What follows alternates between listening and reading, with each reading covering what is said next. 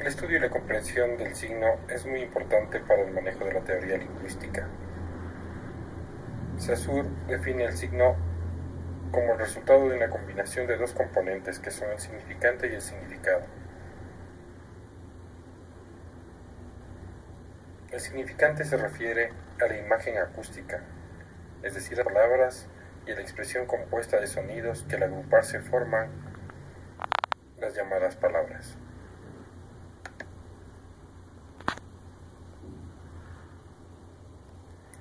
Según la estructura que presenta el signo, hay signos simples y complejos. Los signos simples son los llamados códigos sin articulación, porque los signos que los integran no se pueden descomponer. Los signos complejos constituyen los códigos con articulación, porque los signos están compuestos de unidades menores, por ejemplo, las lenguas. Los signos tienen relaciones asociativas. Por ejemplo, se puede utilizar una palabra, en este caso el texto nos muestra la palabra trabajo, luego va a trabajador, luego a trabajar y trabajando. Las relaciones entre signos, como hemos dicho, son simples y complejas. Los ejemplos de simples podrían ser las palabras como casa, teléfono, sol. Y los signos complejos son los sintagmas, por ejemplo, ya de metal, los ríos turbios. Estos tienen relaciones paradigmáticas. Las relaciones paradigmáticas son las que se establecen entre unidades, o sea, signos alternantes, para que estos signos puedan alternar en uno mismo puesto del mensaje, deben pertenecer a la misma categoría. Por ejemplo, Susana estudia en la biblioteca. Entonces, estudió son derivaciones y estudiaba también es una derivación.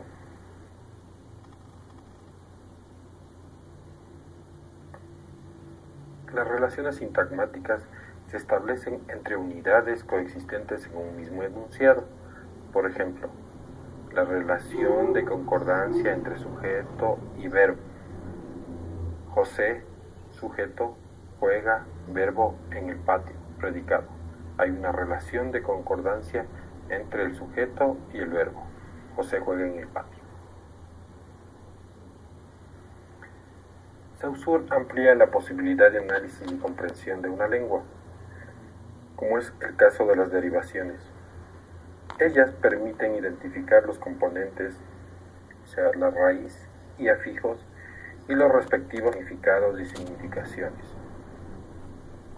En este caso, nos muestran cómo la raíz estud hace sus derivaciones. Estudio, estudiosos, estudiante, estudiar, estudiamos. Otro punto para el análisis del signo de Saussure es el que se relaciona con los componentes de las palabras en lo que se refiere a su composición sonora. En este caso, el ejemplo es la palabra árbol. Tenemos la presencia de las vocales A y O. El acento principal en la vocal inicia en A. Presencia de consonantes R, B y L. Y la presencia de dos sílabas con la estructura C, B, C. Terminación de la palabra en el sonido L.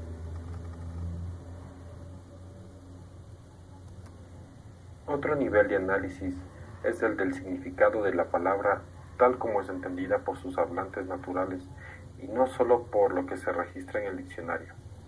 Esto va a depender de la función del objeto en la comunidad lingüística, la relación o interrelación del objeto en la comunidad y también el valor que el grupo le da.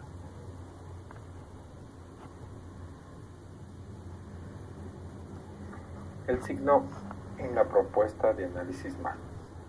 Esta propuesta considera que uno de los medios para comprender e interpretar y analizar una realidad es la identificación y reconocimiento de los signos que forman parte de esta. Sistematización de estos signos generará la reconstrucción de determinados códigos o lenguajes que proporcionen información sobre los respectivos sistemas. Dentro de las propuestas de análisis del signo de la propuesta MACA, nos dice que ya que el signo está concebido como una manifestación de la realidad, esta puede ser analizada en entidades, en eventos o en situaciones. En entidades pueden estar entidades concretas y abstractas. En entidades concretas pueden ser algo como casa, luces, hambre. En entidades abstractos puede ser la fantasía, la validez, la creación, etc. En eventos están los verbos en terminología tradicional. También hay eventos abstractos, hay acciones y estados. En abstractos, como hemos dicho, la validez, la creación. En acciones, el caminar, el hablar, el pensar. En estados, el necesitar, el ser. En las situaciones nos permite analizar los resultados o procesos que se producen en la vida real. Por ejemplo, el proceso educativo, los procesos políticos, las estéticas. Los signos pueden ser simples y complejos. Los simples se relacionan con realidades fácilmente identificables. Por ejemplo, vestido, casa, animal, sonrisa. Los signos complejos, en cambio, integran más de una realidad. Y aquí están los hechos sociales. Como ejemplo hemos puesto una fiesta religiosa, una reunión, un apretón de manos. Los signos pueden tener distintos tipos de realizaciones. Estas son lingüísticas, imagen y del práctico.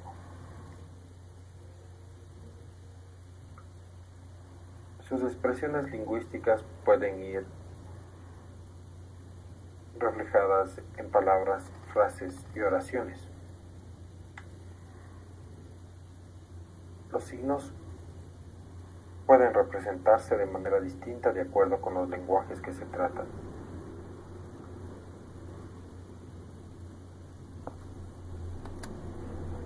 Los componentes del signo. Aparte del significado y significante, la propuesta de Saussure incluye un nuevo componente, que es la significación. Esta se relaciona con el nivel de ejecución, realización o concreción del hecho social que forma parte del signo. El significante es la capacidad de, el significado es el estado y la significación es la entidad o hecho concreto. Ejemplo. El significante, escritorio. El significado, mueble con tablero grande y gavetas que se emplea para escribir. La significación, el mueble del que dispone los jefes. El análisis y la interpretación de los signos de la lengua puede facilitar la comprensión de los contenidos culturales relacionados con el grupo.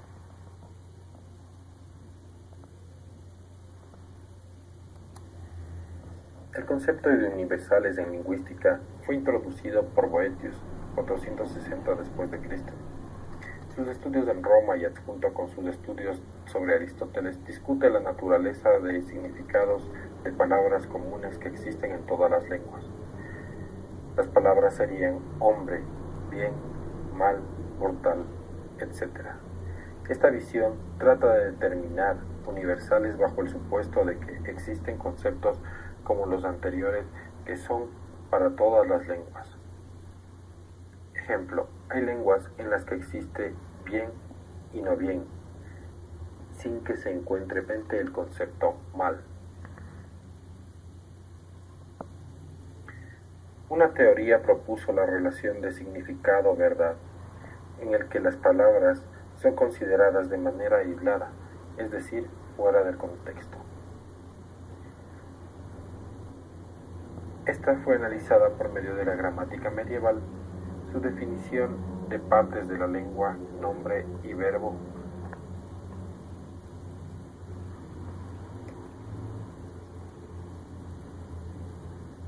Ahora, según Dinen, la diferencia entre el análisis filosófico y el análisis lingüístico se debe a que el análisis filosófico está basado en palabras tomadas como elementos aislados, y el análisis lingüístico, las palabras se producen en diferentes contextos.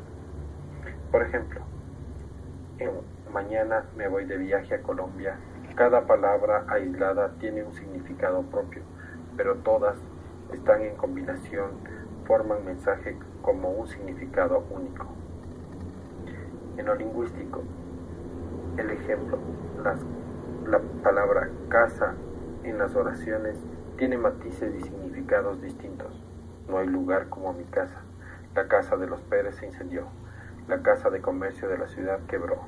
La palabra casa tendrá distintas interpretaciones dependiendo del contexto y la situación extralingüística.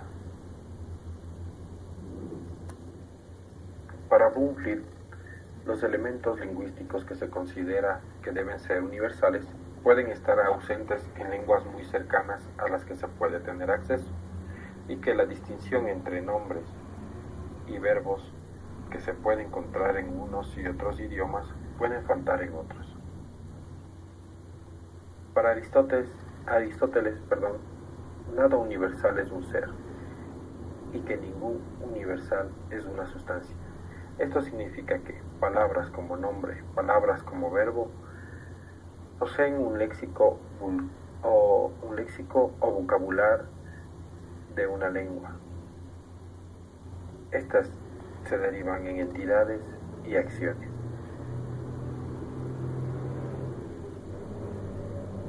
Para Noam Chomsky, autor de la teoría transformativa, existen categorías universales que deben ser identificadas a través de cuidadosos estudios, que pueden llegar a definir nexos existentes entre las diferentes culturas, puesto que una cultura se caracteriza por determinadas formas de pensamiento y estructuras mentales que se reflejan en la lengua que se trate.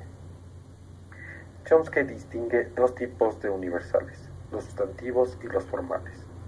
Los universales sustantivos existen en todas las lenguas y se relacionan con determinadas características de sonido o de nombres, verbos y categorías semánticas y sintácticas generales en todas las lenguas, como por ejemplo nombre, verbo, consonante, oración, entonación. Los universales formales tienen que ver con el tipo de relaciones que sirven para la formulación de reglas gramaticales para efectos de coordinación, transformación, formación y de estructuras endo- y exocéntricas, etc. Para Charles Fillmore propone la gramática de casos. Este amplía la teoría latina para explicar una serie de relaciones gramaticales con sus contenidos semánticos que son de carácter universal.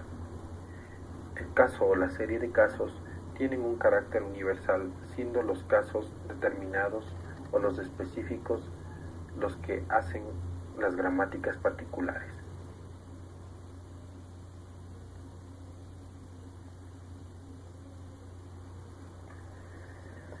El estudio del caso o la serie de casos tiene un carácter universal, siendo los casos determinados o los específicos los que hacen las gramáticas particulares. La diferencia entre posición tradicional, palabra, significado, verdad, elementos aislados, y la posición lingüística, palabra, concepto, forma, contexto, categorías lexicales y semánticas.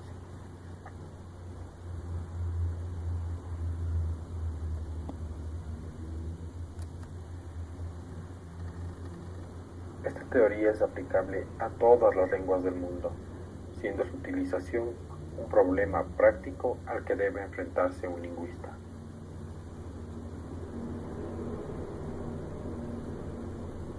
Lengua, pensamiento y conocimiento.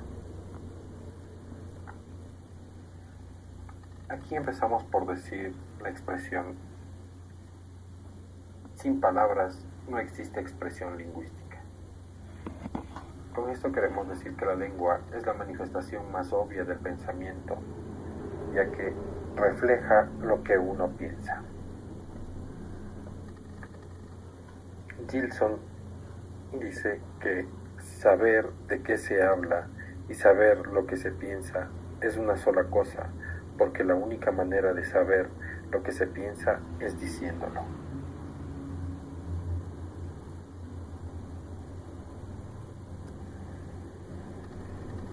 El pensamiento surge de distintos niveles. Todo individuo tiene ideas, aunque no existan palabras para expresarlas. Cuando las ideas no están precisadas, se traducen en imágenes vagas que pueden llamarse nociones. Las nociones o estas ideas no expresadas lingüísticamente se concretizan en imágenes mentales. Luego vendrá un concepto. Este es el resultado de la imagen mental que recibe un nombre. Y finalmente, la nominación se traduce en palabra.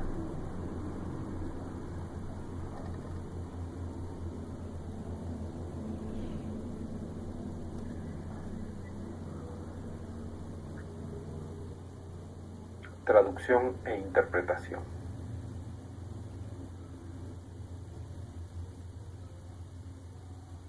De alguna manera, nosotros consideramos que traducción e interpretación tienen un vínculo o una relación. Pero vamos a ver que traducción e interpretación son cosas muy distintas.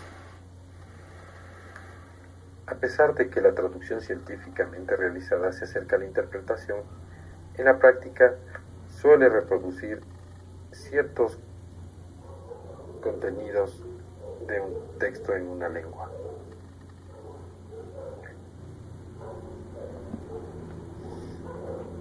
Hay que tener presente que cada idioma o lengua corresponde a una estructura de pensamiento y que no hay dos lenguas que tengan una misma estructura. Por ello, la traducción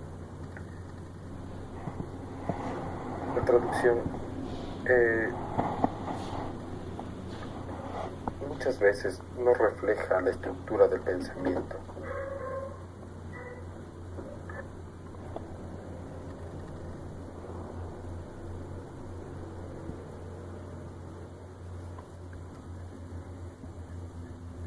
El conocimiento de una lengua requiere manejar lo siguiente: fonología, morfología, sintaxis y semántica. Al manejar estas herramientas, el conocimiento de una lengua puede estar más acercado a la realidad del hablante. La fonología estudia la composición y distribución silábica, entonación, ritmo, acentos, terminales, etc. La morfología, la distribución y significado de los morfemas que la estructura de pensamiento de una lengua. La sintaxis maneja los tipos de estructuras gramaticales que permitan la comprensión del texto. La semántica es un sistema de pensamiento de la lengua nativa y de la segunda lengua.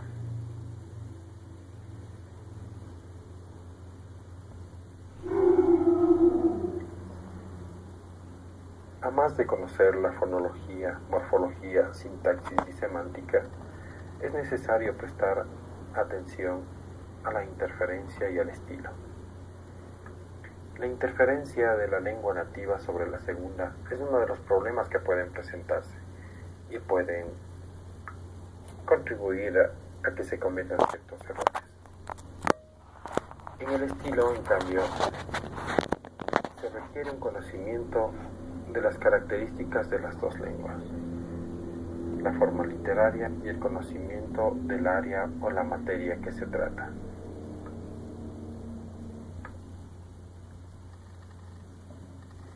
Después de lo analizado, podemos ver que traducir e interpretar son dos cosas que tienen relación pero que no significan lo mismo. Traducir es pasar un texto de una lengua a otra, mantener una similitud. Interpretar, en cambio, requiere hacer otros ejercicios y su objetivo es captar el conjunto de conceptos producidos en una lengua y reproducirlos en otra, manteniendo su significado.